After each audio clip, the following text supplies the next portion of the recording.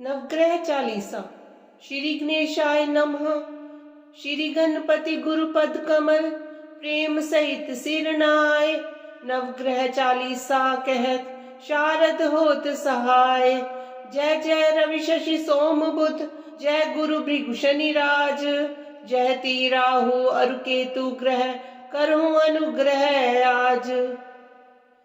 प्रथम ही रवि के नावो माथा, करहु कृपा जनि जानी अनाथा। हे आदित्य दिवाकर भानु, मैं मति मंद महा अज्ञानु। अब निज जन कह हरहु कलेशा, दिनकर द्वादश रूप दिनेशा। नमो भास्कर सूर्य प्रभाकर, अर्क मित्र अग मोग क्षमाकर। शशि में अंक रजनीपति स्वामी, चंद्र कला निधि नमो नमामि। राकापति हिमांशु राकेशा, प्रणवत जनतन हरहु कलेशा। सोम इंदु बिदु शांति सुधाकर, शीत रश्मि औषधि निशाकर। तुम्ही शोभित सुंदर बाल महेशा, शरण शरण जन हरहु कलेशा। जय जय जय मंगल सुखदाता, लोहित बोमादिक विख्याता। अंगारक कुज रुज रिनहारी, करूं दया यही विनय हमारी। हे महिसुत क्षिति सुत सुख राशि, लोहितांग जय जन अगनाशी। अगम अमंगल अब हर लीजे, सकल मनोरथ पूरन कीजे। जय शशि नंदन बुद्ध महाराजा, करहु सकल जन कह शुभ काजा। दीजे बुद्धि बल सुमति सुजाना, कठिन कष्ट हरि करि कल्याणा। हे तारा सुत रोहिणी नंदन, चंद्र सुवन दुख द्वंद्व निकंदन। पूजहि आस दास कहूँ स्वामी, प्रणत पाल प्रभु नमो नमामि। जयति जयति जय श्री गुरुदेवा, करूं सदा तुमरी प्रभु सेवा। देवाचार्य तुम देव गुरु ज्ञानी, इंद्र पुरोहित विद्या दानी। वाचस्पति बागीश उदारा, जीव बृहस्पति नाम तुम्हारा। विद्या सिंधु अंगिरा नामा, करूं सकल विधि पूरन कामा। शुक्र देव पद तल जल जाता, दास निरंतन ध्यान लगाता। हे उषना भार्गव भृगुनंदन, दैत्य पुरोहित दुष्ट निकंदन। भृगुकुल भूषण दूषण हारी, हरहु नेष्ट ग्रह करहु सुखारी। तुम्ही द्विजवर दोषी सिर ताजा, नर शरीर के तुम ही राजा। जय श्री शनि देव रविनंदन, जय कृष्णो सौरी जगवंदन। पिंगल मंद्र रौद्र यम नामा, बप्र आदि को नस्ल ललामा। वक्र दृष्टि पिप्पल तन साजा, क्षण मह करत रंक क्षण राजा। ललित स्वर्ण पद करत निहाला, हरहु विपत्ति छाया के लाला। जय जय राहु गगन प्रविशिया, तुम ही चंद्र आदित्य गरसिया। रवि शशि अरिस्वर भानु धारा, शिखी आदि बहु नाम तुम्हारा। सेहि के तुम निशाचर राजा, अर्धकाय जग राखो लाजा। यदि ग्रह समय पाए हिम आवहु, सदा शांति और सुख उपजावहु। जय श्री केतु कठिन दुख हारी, करहु सुजन हित मंगलकारी। ध्वज युत रुंड रूप विकराला, घोर रौद्र तन अगमन काला। शिखी तारिका ग्रह बलवाना, महाप्रताप न तेज ठिकाना। वाहन मीन महाशुभकारी, दीजे शांति दया और धारी। तीरथ राज प्रयाग सुपासा, बसे राम के सुंदर दासा। ककरा ग्राम ही पुरे तिवारी, दुर्वासाश्रम जन दुखहारी। नवग्रह शांति लिख्यो सुख हेतु, जनतन कष्ट उतारन सेतु। जो नित पाठ करे चित लावे, सब सुख भोगी परम पद पावे। धन्य नवग्रह देव प्रभु, महिमा अगम अपार। चित नव मंगल मोद ग्रह, जगत जनन सुख द्वार। ये चालीसा नवो ग्रह, विरचित सुंदर दास। पढ़त प्रेम सुत बढ़त सुख, सर्वानंद हुलास। ओम वसुदेवं सुतं देवं, कंस चाणूरमर्दनम। देवकी परमानन्दं कृष्णं वन्दे जगद्गुरुम् अत्सि पुष्पसङ्काशं हारनुपुरशोभितं रत्नकङ्कणकैयूरं कृष्णं वन्दे जगद्गुरुम् कुटिलालकसंयुक्तं पूर्णचन्द्रनिभाननं विलसत्कुण्डलधरं कृष्णं वन्दे जगद्गुरुम् मन्दारगन्धसंयुक्तं चारुहासं चतुर्भुजं बहिरीपिच्छाचूडाङ्गं कृष्णं वन्दे जगद्गुरुम् उत्फुल्लपद्मपत्राक्षं नीलजीमुत्सन्निभं यादवानां शिरोरत्नं कृष्णं वन्दे जगद्गुरुम् रुक्मिणीकेलिसंयुक्तं पीताम्बरसुशोभितम् अवाप्ततुलसीगन्धं कृष्णं वन्दे जगद्गुरुम् गोपिकानां कुचद्वन्द्वं कुङ्कुमाङ्कितवक्षसं श्रीनिकेतं महेश्वासं कृष्णं वन्दे जगद्गुरुम् श्रीवत्साङ्कमहोरस्कं वनमालाविराजितं शङ्खचक्रधरं देवं कृष्णं वन्दे जगद्गुरुम् कृष्णाष्टकमिदं पुण्यं प्रातरुत्थाय ये पठेत् कोटिजन्मकृतं पापं स्मरणेन विनश्यति।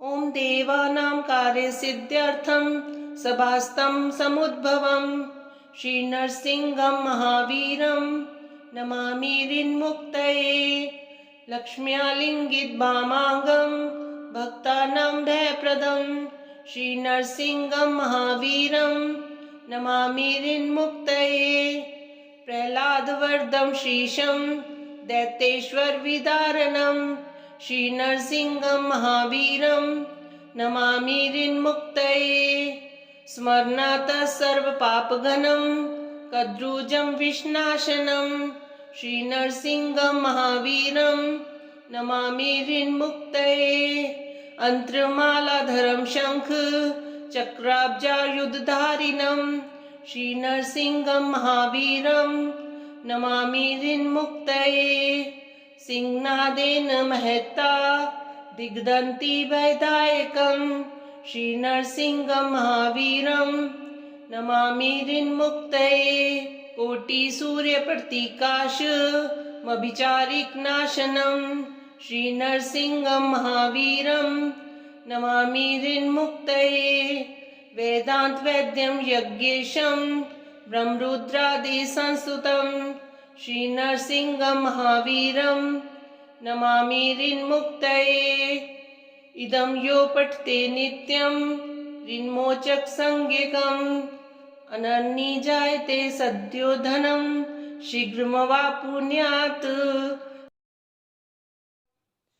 यदीयमाश्रितं पदं समस्तपापनाशकं स विष्णुरात्मसत्पदे सुभक्तिमाशु मे दिशेत् यदीयमाश्रितं पदं समस्तविघ्ननाशकं स विष्णुरात्मसत्पदे सुभक्तिमाशु मे दिशेत् यदीयमाश्रितं पदं समस्तदुःखनाशकं स विष्णुरात्मसत्पदे सुभक्तिमाशु मे दिशेत् यदीयमाश्रितं पदं समस्तपुण्यदायकं स विष्णुरात्मसत्पदे सुभक्तिमाशु मे दिशेत् यदीयमाश्रितं पदं समस्तसौख्यदायकं स विष्णुरात्मसत्पदे सुभक्तिमाशु मे दिशेत् यदीयमाश्रितं पदं समस्तभाग्यदायकं स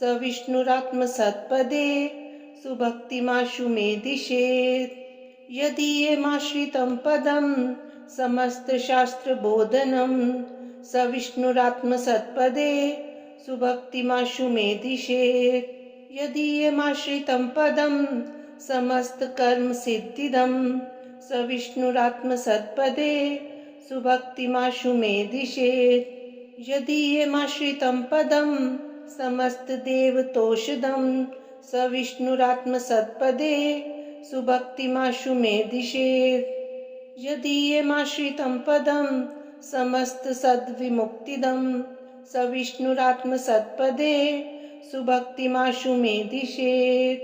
यति हि सत्यात्मपदभाग अभवद् विष्णुपादभाग तदुक्तपदभाग यस्तु स भवेद् विष्णुपादभाग। भजे विशेष सुंदरम समस्त पाप खंडनम सभक्त चित्तरंजनम सदैव राममद्वयम् जटाकलाप शोभितं समस्त पाप नाशकं सभक्त भीतिभंजनं भजेह राममद्वयम्। निज स्वरूप बोधकं कृपाकरं भवापहं समं शिवं निरञ्जनं भजेह राममद्वयम्। सदा प्रपञ्चकल्पितं हयनाम रूप वास्तवं निराकृति निरामयं भजेह राममद्वयम्। निश प्रपञ्च निर्विकल्प निर्मलं निरामयं चिदेकरूप संततं भजेह राममद्वयम्। भवाब्धिपोतरूपकं हयशेषदेहकल्पितं गुणाकरं कृपाकरं भजेह राममद्वयम्।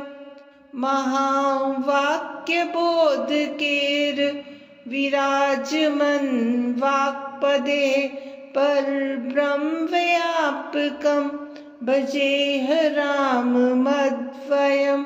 शिवप्रदं सुखप्रदं भवच्छिदं भ्रमापहं विराजमानदैशिकं भजेह राममद्वयम्। अधीरं मधुरं वदनं मधुरं नयनं मधुरं हसितं मधुरं हृदयं मधुरं गमनं मधुरं मधुराधिपतेरखिलं मधुरं वचनं मधुरं चरितं मधुरं वसनं मधुरं वलितं मधुरं चलितं मधुरं भ्रमितं मधुरं मधुराधिपतेरखिलं मधुरम्।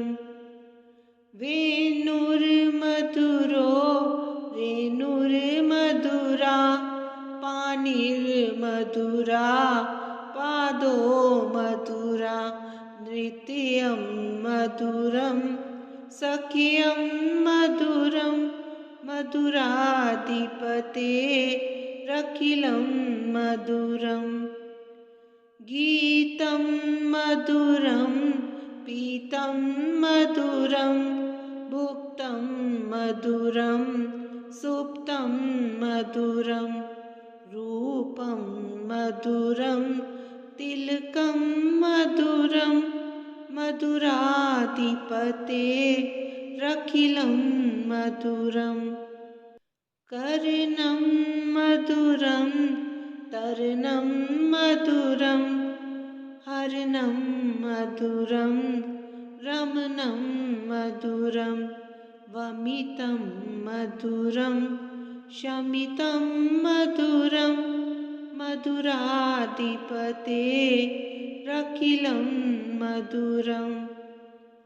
गुञ्जा मधुरा माला मधुरा यमुना मधुरा वीची मधुरा सलिलं मधुरं कमलं मधुरं मधुराधिपतेरखिलं मधुरम्।